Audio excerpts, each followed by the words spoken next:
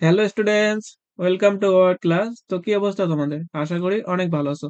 তো তোমরা তো জানোই আমরা ক্লাস 8, 9, 10 এর যে ম্যাথ কোর্স গুলো আছে সেই ম্যাথ কোর্স গুলো করাচ্ছি একদম ফ্রি। তো তোমরা যারা যারা আমাদের সাথে এই ম্যাথ কোর্স গুলো একদম ফ্রিতে করতে চাও তারা অবশ্যই এই চ্যানেলটা সাবস্ক্রাইব করে দিবা, তাহলে একদম ফ্রিতে আমাদের সকল ক্লাস করতে পারবা। এবং আমি এতটুকু শিওর দিতে পারি আর তোমার বাইরে কোনো টিউশনি করার দরকার হবে না। তো দেখো আমাদের আজকে সেট নিয়ে পড়াশোনা করছিলাম, তো আজকে আমরা পড়বো হলো সেটের সমতা বা ইকুইভ্যালেন্ট সেট। তো এখানে সমতা শব্দটা দ্বারাই বুঝতে পারতেছি যে সমতা বলতে বোঝায় হলো সমান। অর্থাৎ দুটা সেটের উপাদান যদি একই হয় তাহলে সেই সেট দুটাকে আমরা সমান সেট বলবো। তো দেখো এখানে আমি যদি বইয়ের সংজ্ঞা অনুযায়ী বলতে চাই তাহলে এখানে কি হবে যে দুটি সেটের উপাদান একই হলে সেট দুটিকে সমান সেট বলা হয়। তো এখানে একটা জিনিস অবশ্যই মনে রাখতে হবে, সেটা হচ্ছে উপাদান একই হতে হবে। যদি উপাদান একই না হয় তাহলে সেটা আমাদের সেটের সমতা হবে না। কিন্তু আমাদের যদি এখানে বলতো যে উপাদান সংখ্যা সমান, তখন কিন্তু জিনিসটা আলাদা হয়ে যেত। এখানে এখানে আমাদের উপাদান সংখ্যার কথা বলে না, এখানে বলছে যে আমাদের উপাদান সমান হতে হবে। তো এটা কিভাবে আমরা বুঝতে পারি, চলো একটু দেখে নেওয়া যাক। মনে করো আমার কাছে একটা সেট দেওয়া আছে, সেটের উপাদান মনে করো দেওয়া আছে 2, 3, তারপর 5। তারপর আরেকটা সেট দেওয়া আছে বি সেট, এখানেও আমাদের উপাদান হচ্ছে 2, 3, 5। তাহলে এই আমাদের এ সেট এবং বি সেটের যে উপাদান আছে সেই উপাদানগুলো সমান। এর জন্য আমরা এই এ সেট এবং বি সেটকে সেটের সমতা বলতে পারি। তাহলে আমি লিখতে পারবো এ সেট সমান সমান হচ্ছে বি সেট। কারণ কি? কারণ হলো এর উপাদান সংখ্যা সমান। তো এখানে যদি আমি আরেকটা সি সেট লিখি, এখানে আমি লিখলাম যে 2, 2, তারপর হচ্ছে 3, তারপর 5। এখানে মনে করো যে আমি আরেকটা লিখলাম ডি সেট, যে 2, এখানে লিখলাম 2, তারপর হচ্ছে 3, 3, তারপর 5। তো এখানে যে আমি চারটা সেট লিখছি, এই চারটা সেটই চারটা সেটের সমান। কেন সমান? আমাদের ওখানে বলেই দেওয়া ছিল যে উপাদান সমান হইতে হবে। তো এই সেটের মধ্যে উপাদান আছে কি 2, 3, 5। এই সেটের উপাদান আছে 2, 3, 5, এই দুটো আমাদের সেটের সমতা, এটা আমরা আগেই বুঝতে পারতেছি। তো এখানে দেখো, এখানে আমাদের উপাদান দেওয়া আছে কি 2, 3, 5, এখানে আমাদের উপাদান দেওয়া আছে 2, 3 এবং 5।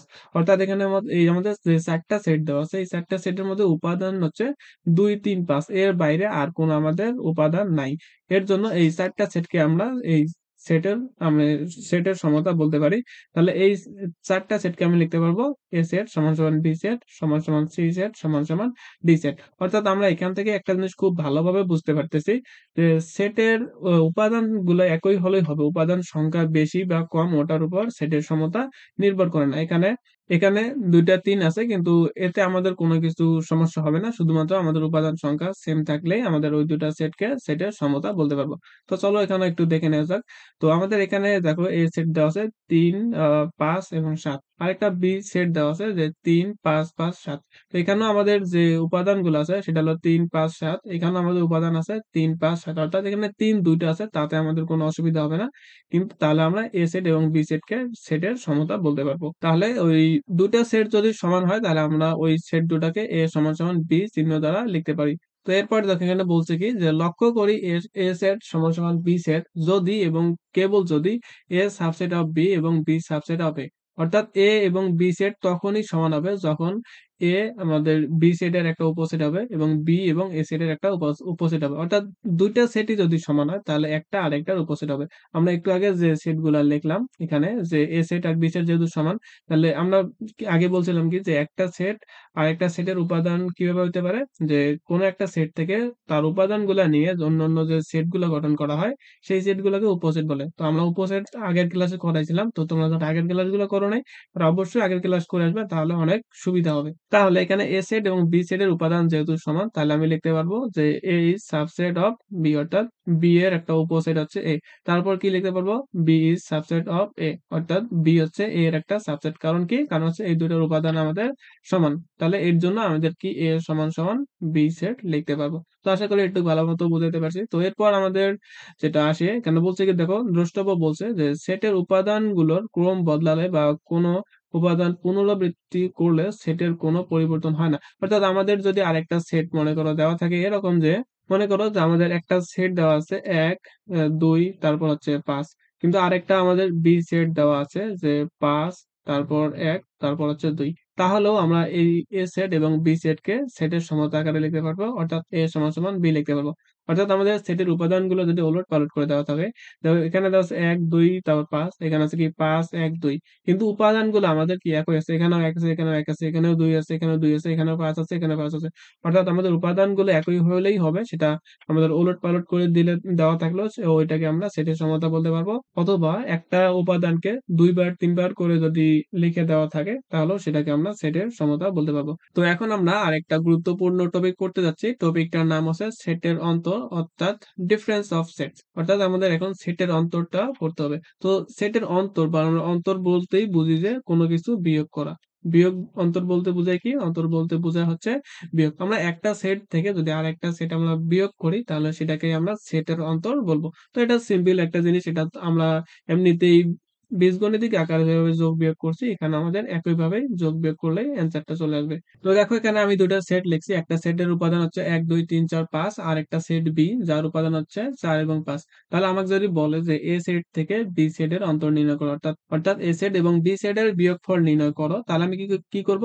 তাহলে এ মাইনাস বি লিখবো। অর্থাৎ এটাকে আমরা লিখতে পারি এ স্ল্যাশ বি, এটা দ্বারা আমাদের মাইনাস বোঝায়। তাহলে আমাদের কি করতে হবে? এ সেট থেকে বি সেটের উপাদানগুলো বিয়োগ দিতে হবে। তো এ সেটের উপাদানগুলো আমি আগে লিখি, ১, ২, ৩, ৪, ৫। তারপর এখানে মাইনাস চিহ্ন দিলাম, অথবা এখানে স্ল্যাশ চিহ্ন দিলেও কোনো অসুবিধা নাই, ধরো 4, তারপর 5। তাহলে আমাদের করতে হবে কি, এই এ সেটের উপাদান যেগুলো আছে এখান থেকে আমাদের বি সেটের উপাদান কয়েকটা বাদ দিলে আমরা যে সেটটা পাবো সেটাই হচ্ছে আমাদের সেটের অন্তর। অর্থাৎ আমাদের এ সেটের মধ্যে উপাদান আছে ১, ২, ৩, ৪, ৫, আর বি সেটের মধ্যে উপাদান আছে ৪ এবং ৫। অর্থাৎ এই ৪ এবং ৫ এখানেও আছে, এখানেও আছে, তাহলে এই দুটো আমাদের বিয়োগ দিতে হবে। তাহলে বিয়োগ দিলে আমরা পাবো হলো ১, ২, ৩। তাহলে এই সেটটাই হচ্ছে আমাদের সেটের অন্তর। তো আমি আরেকটা সেট লিখতে চাই। মনে করো আমাদের একটা সেট দেওয়া আছে ১, ২, তারপর ৩, এই একটা সেট। তারপর আরেকটা বি একটা সেট দেওয়া আছে যার উপাদান মাত্র এখানে। এখন যদি আমাকে বলে যে এ সেট থেকে বি সেটের অন্তর নির্ণয় করো, তাহলে আমি কি করব? A minus B is equal to কি লিখবো? যে ১, ২, ৩ মাইনাস আমাদের যে বি সেটের উপাদান দেওয়া আছে শুধুমাত্র 2। তাহলে এই যে ৩টা আছে, এ সেটের উপাদান ৩টা আছে, ১, ২, ৩ আছে, সেখান থেকে এই ২ যে আমাদের উপাদানটা আছে, এই ২ উপাদানটা বাদ দিলে যে সেটটা পাবো সেটাই হচ্ছে আমাদের সেটের অন্তর। তাহলে আমি এখানে কি করব? দেখো এখানে ১, ২, ৩ আছে, এখানে শুধুমাত্র ২ আছে। তাহলে আমি ২ উপাদানটা বাদ দিব, তাহলে এখানে ১ থাকবে আর হবে ৩ থাকবে। তাহলে এটা হচ্ছে আমাদের এ এবং বি সেটের অন্তর। তো আশা করি ইজিলি বুঝাইতে পারছি। তো এখন আমরা এখানে উদাহরণ ৬ যে ম্যাথটা আছে, উদাহরণ ৬ নম্বর ম্যাথটা আমরা করব। তো এই ধরনের ম্যাথ খুবই ইম্পর্টেন্ট, এই ধরনের ম্যাথ হুবহু পরীক্ষায় চলে আসে। তো এই ম্যাথটা খুবই মনোযোগ দিয়ে দেখার অনুরোধ রইল। তো দেখো আমাদের এখানে যে ম্যাথটা দেওয়া আছে, ম্যাথের মধ্যে বলছে কি যে P is equal two x such that x হচ্ছে কি ১২ এর গুণনীয়ক, এবং কিউ কিউ কি এক্স সাজ দ্যাট এক্স হচ্ছে ৩ এর গুণনীয়ক এবং যা ১২ এর সমান অথবা ছোট। তাহলে পি মাইনাস কিউ এর মান আমাদের নির্ণয় করতে হবে। তো আমাদের এখানে আমরা এর আগের ক্লাসগুলো পড়ছিলাম যে সেট গঠন পদ্ধতি থেকে সেট তালিকা পদ্ধতি, এবং সেট তালিকা পদ্ধতি থেকে সেট গঠন পদ্ধতি। তো তোমরা যারা আগের ক্লাসগুলো করো নাই তারা অবশ্যই আগের ক্লাসগুলো করে আসবা। তো আমাদের এখানে যে পদ্ধতিটা দেওয়া আছে, এখানে সেট গঠন পদ্ধতিতে দেওয়া আছে, কিন্তু আমরা কোনো ম্যাথই সেট গঠন পদ্ধতি থেকে করতে পারবো না। এর জন্য অবশ্যই আমাদের এই সেট গঠন পদ্ধতি থেকে আমাদের সেট তালিকা পদ্ধতিতে যাইতে হবে।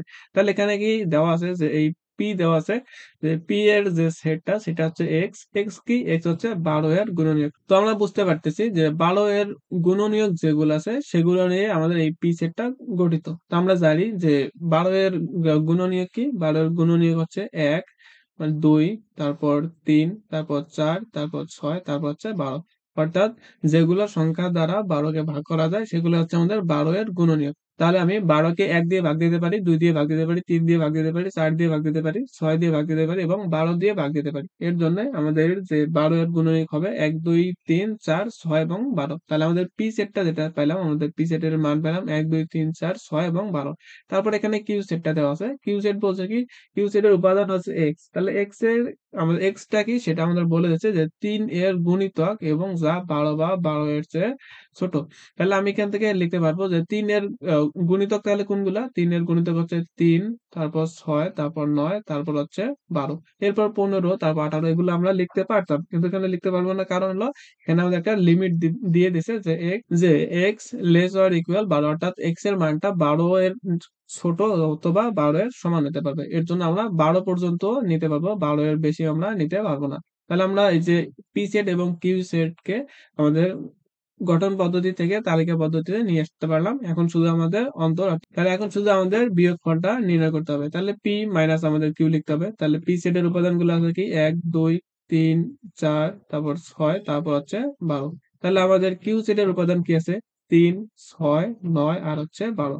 অর্থাৎ আমাদের এখন পি সেট থেকে এই কিউ সেটের যে উপাদানগুলো আছে সেই উপাদানগুলো আমাদের বাদ দিয়ে বাকি যে উপাদানগুলো আছে সেই উপাদানগুলো লিখলেই আমাদের সেটের অন্তরটা পেয়ে যাবো। তো এখানে এক আছে, এখানে এক নাই, তার জন্য আমি কি লিখবো, এখানে এক লিখতে পারবো। এখানে দুই আছে, এখানে দুই নেই, এর জন্য আমি দুই লিখতে পারবো। এখানে আমাদের তিন আছে, এখানেও তিন আছে, তাহলে আমাদের এই তিনটা বাদ যাবে। তারপর এখানে চার আছে, এখানে চার নাই, তাহলে আমি এখানে চার লিখতে পারবো। তারপর এখানে ছয় আছে, তারপর এখানেও ছয় আছে, তাহলে এই ছয় আর এই ছয় থেকে বিয়োগ যাবে, তাহলে ওই ছয় আমরা লিখতে পারবো না। তারপর আসলো কি যে 12, এখানে আমাদের কি 12 আছে, তাহলে কি এই 12 আমাদের বাদ। তাহলে আমাদের যে পি মাইনাস কিউ এর যে মানটা পেলাম সেটা হচ্ছে 1 2 এবং 4। তো এখানে আমাদের 9 আছে, তোমরা আবার এখানেও 9 লিখে দিও না, কারণ আমাদের এই সেট থেকে এই সেট বিয়োগ দিতে হচ্ছে। এখান থেকে যদি এক্সট্রা কিছু থাকে সেটা আমাদের লেখার দরকার নেই। মানে আমাদের এই সেট থেকে এই সেটের যে উপাদানগুলো আছে শুধুমাত্র সেই সেট উপাদানগুলো বাদ দিলেই আমরা আমাদের সেটের অন্তরটা পেয়ে যাবো। তাহলে আমাদের পি মাইনাস কিউ এর অ্যান্সার হচ্ছে এ 1 2 এবং 4। তাহলে এটা হচ্ছে আমাদের অ্যান্সার। তো পরবর্তী ক্লাসে আমরা সার্বিক সেট নিয়ে পড়াশোনা করব। তো ততক্ষণ পর্যন্ত ভালো থাকো, সুস্থ থাকো, আল্লাহ হাফেজ।